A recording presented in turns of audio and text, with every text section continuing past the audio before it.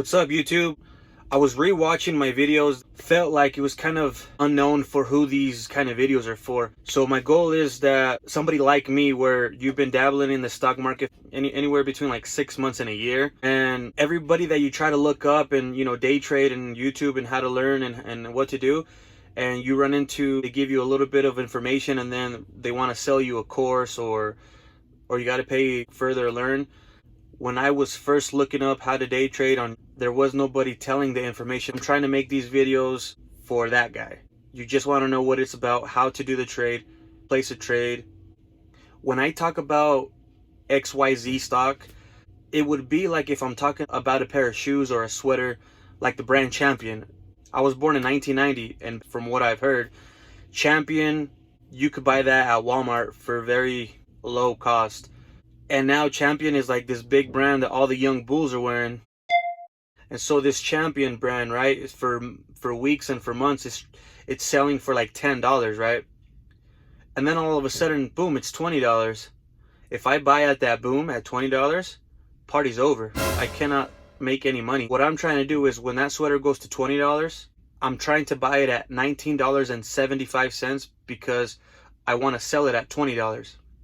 Now, 25 cents might not sound like a lot of money, but you have a few hundred shares. And if you really got money, you can have a few thousand, 5,000 shares. For 5,000 shares with a 25-cent profit, that's over $1,000. But I cannot take that kind of share size right now because I have to be consistent in making these charts work. All right, so I got a little bit of lingo for you that I have to go over. So when I say execution, when you get filled all 500, that's called an execution. When I talk about volume, volume is the amount of shares that have traded hands or been traded. The floats, low float stocks, that's what I want because they move. The company is so small, they don't have a lot of cash, and if a lot of people pile in, masses, which is the volume, in that day, then it'll push that stock up. It's volatile, it'll go up and down. That's what we want. I'm on Yahoo Finance. That's where I check the flow, the volume, also where I check if the overall markets are up or the overall markets are down. So I look for news. News is good because it'll move the stock up or down. It depends if the news is good or if the news is bad. When I say panic is when the stock makes big moves in a short amount of time. If a stock goes down 50 cents, $1 in 2 minutes or less, it's a panic. Gap up, if a stock is trading at $2 and then at the end of the day it's $2.50 and today it opened at $3, that's a gap up. When I say stop out is when a trade is going against me, I cut my losses or I stopped out.